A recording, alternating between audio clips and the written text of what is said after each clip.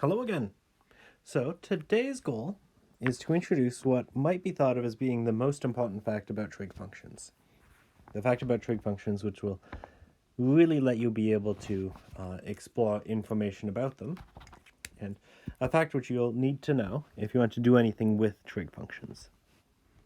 And let's explore what that is. So the name of this identity is the Pythagorean identity. And we are going to start by figuring out what the Pythagorean identity says. So the Pythagorean identity is, if you like, a way of figuring out what the sine of a trig function is, if you know what the cosine of that trig function is. And let's figure it out by drawing a picture. So there's a unit circle, perfectly drawn unit circle, perfectly drawn coordinate axes. So if you want to think about trig functions, you start at the point 1, 0. You rotate counterclockwise some angle theta, and you wind up at some point x comma y. And this point x comma y is still a point on the unit circle. So that means the distance from this point x comma y to the point 0 comma 0 is 1. So what's the takeaway? The takeaway here is if you have any point on the unit circle, the distance from the point on the unit circle to 0, 0 is 1. Nope, that's not how you...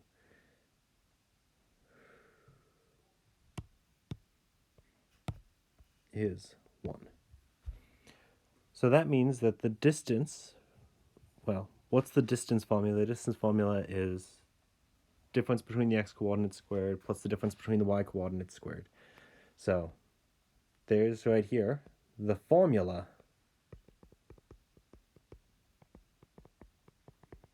for the distance from xy to 0, 0. And I know that it has to be equal to 1. So there's an equality which I know has to be true. Well, there's a square root on the left-hand side, which is the side that has all the complicated stuff. So that means that maybe it would be useful to square both sides to get rid of it. And you don't lose any information when you eliminate a square root by squaring. You lose information when you eliminate a square by square rooting. So we can square both sides, and we see that x squared plus y squared is equal to 1. But what are x and y? X is cosine theta, y is sine theta.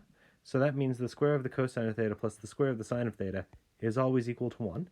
If you look at the right-hand side of that equation, there are no thetas on this side. So no matter what angle theta you plug in, cosine squared plus sine squared is always equal to 1. So what I would do right now if this were an in-person class is I would say, so using this notation, cosine parentheses squared is maybe the clearest notation to use, but it's not the laziest notation to use. A lot of times, instead of writing cosine theta squared, I'll write cosine squared theta. Similarly, instead of writing sine theta squared, I'll write sine squared theta. So that means that instead of writing the Pythagorean identity as cosine of theta squared plus sine of theta squared, I'll often write it as cosine squared theta plus sine squared of theta is equal to 1. So let's see how you can use this. So that's an equation that relates cosine of theta and sine of theta. So that means that if you know what cosine of theta is, maybe you can figure out what the sine of theta is. So let's do exactly that. So we'll see in fact, the next lecture that cosine of pi over 3 is 1/2. Same as we will see that the cosine of pi over 2 is the square root of 2 over 2. Let's use that fact. If you know what cosine of pi over 3 is, we should be able to figure out what the sine of pi over 3 is. And let's do exactly that. So first things first, we'll use the Pythagorean identity to solve for the sine of pi over 3. let's do that right here. So I know that cosine squared of pi over 3 plus, you know what, I think I want to, yeah, I'm going to, for emphasis, do some color coding. Cosine squared, and in fact I won't write the square there for this one. Cosine of pi over 3, parenthesis, parenthesis, squared, plus sine of pi over 3 squared. I know that that is equal to 1 by the Pythagorean identity. So that's true by the Pythagorean identity.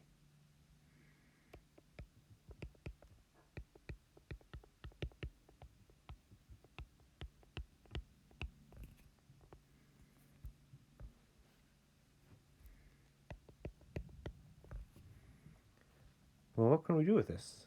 Well, I know what the cosine of pi over 3 is, right? Cosine of pi over 3 is 1/2. So that means 1/2 squared plus the sine of pi over 3 squared is equal to 1. Does that look like we could solve that for pi over 3? For the sine of pi over 3? Yeah, it sure does. So let's see, that will give us 1/4 plus sine pi over 3 squared equals 1. And I know what I'm going to do next. I'm going to subtract 1/4 to the other side, so I'll go ahead and write that 1 as 4 over 4 to make the subtraction easier. So I'll subtract 1/4 to the other side. I'll get sine pi over 3 squared is 3 over 4. So the sine of pi over 3, take the square root of both sides, will be plus or minus square root of the other side. That's square root 3 over 2. So that was bad page management on my part, but that's okay. We got through it. So I know that the sine of pi over 3 is either positive or negative the square root of 3 over 2. And now let's think about this. What quadrant does an angle of pi over 3 live in? So think about, we did problems like that just in the previous video. Pi over 3, is it between 0 and pi over 2? Yeah, it sure is. So pi over 3 is between 0 and pi over 2, so it's in quadrant 1.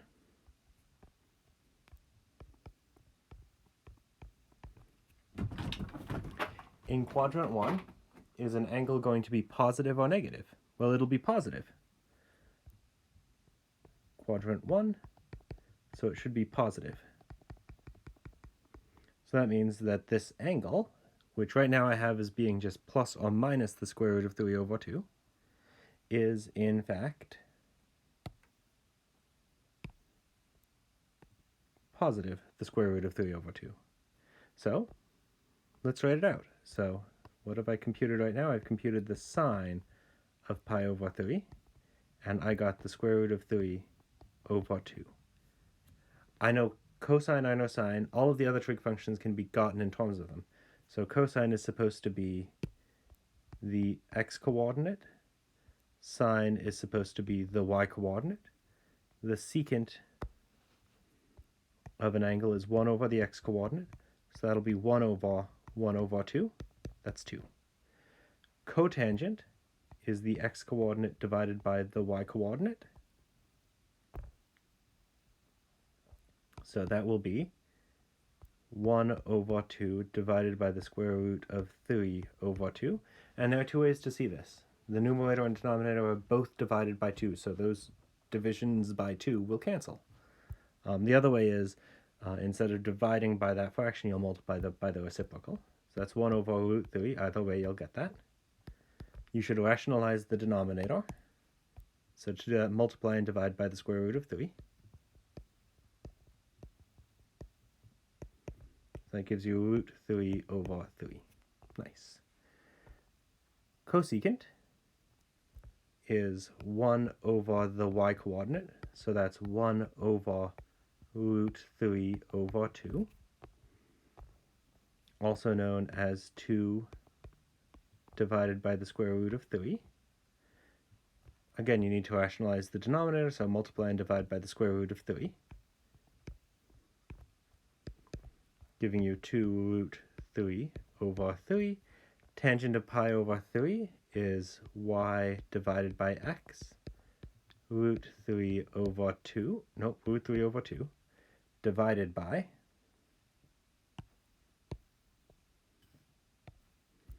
1 over 2. You see the numerator and denominator are both divided by 2. So that's the same thing as just the square root of 3. Nice. So here's the takeaway. I'll write this off to the side.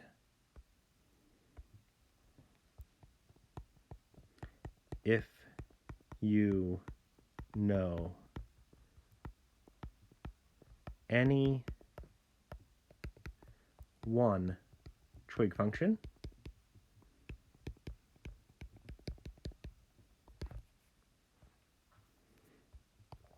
and you know some quadrant information, you know what quadrant the angle lives in, then you know all the trig functions.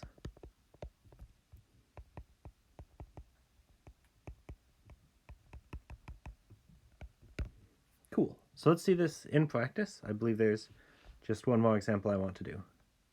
So let's suppose I tell you that some angle theta lives in quadrant 2. So I'll highlight the relevant bits of information.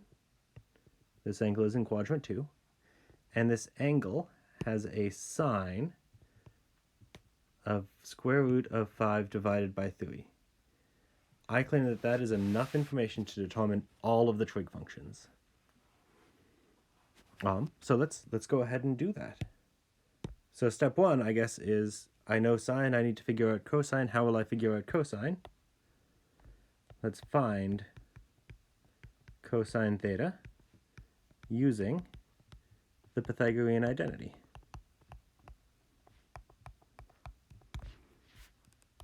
So the Pythagorean identity tells you that sine of theta squared plus cosine theta squared will always be equal to 1. And I know what sine of theta is. Sine of theta is the square root of 5 over 3. So we'll get the square root of 5 over 3 squared plus cosine theta squared, I'll just rewrite that as c, equals 1. Maybe I'll put this right here. So I should explain what I just did. I made up this new variable c. You should explain yourself whenever you do that. So let's set c equal to cosine of theta. And the only reason I'll do that is so I don't have to write cosine of theta so many times. That'll get just taxing. So from here, just evaluate things out. On the left-hand side, I see the square root of 5 over 3, quantity squared, so let's square that.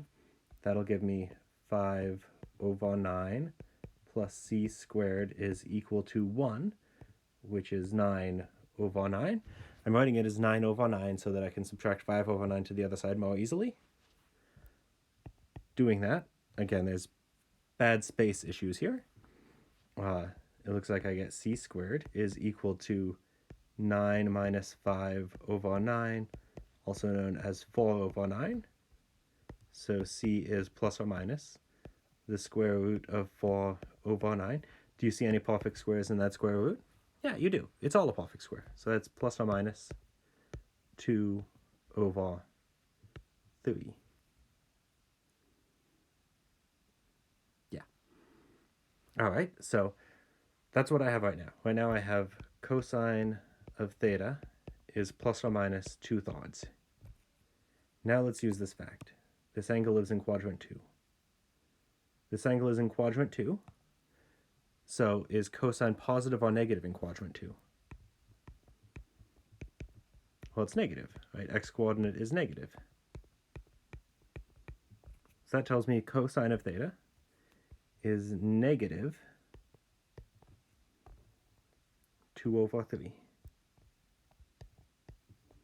And now let's just go through all the motions of computing all the trig functions. Secant is 1 over the x-coordinate. And cosine is the x-coordinate, so that's secant is 1 over cosine. So secant theta is 1 over negative 2 over 3. Simplifying that, negative 3 halves. Cotangent is x divided by y. So that'll be cosine divided by sine. Cotangent is negative 2 over 3 divided by root 5 over 3. The divide by 3's will cancel. When you divide the numerator and denominator both by 3, that doesn't do anything. In order to simplify, I should multiply and divide by the square root of 5 to rationalize the denominator. That'll give me negative 2 root 5 over 5. Nice.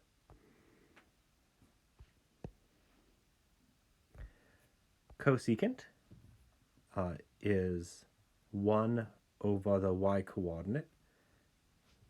So that'll be 1 over the sine of theta.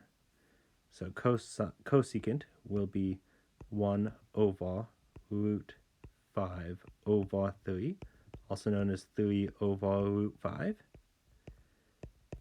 In order to rationalize the denominator, you multiply and divide by the square root of 5, so you'll get 3 root 5 over 5. Computing tangent of theta, tangent is sine over cosine, so that'll be root 5 over 3 all over negative 2 over 3. Again, when you divide both the numerator and denominator by 3, they cancel, giving you 5 over negative 2, root 5 over negative 2. Negative sign really should be in the numerator, so that's negative root 5 halves. Neat. So the takeaway here really is, if you know a fact about a trig function, if you know the exact value of one of the trig functions at some angle, and you know enough information to figure out what quadrant that angle should be in, that's enough information to determine all of the trig functions at that angle by following roughly this plan of attack. Just use the Pythagorean identity. Nice. Well, I'll go ahead and get this posted. Well, I guess I don't know if I will end up seeing you. Will classes resume? I don't know. Oh well. Talk to you later.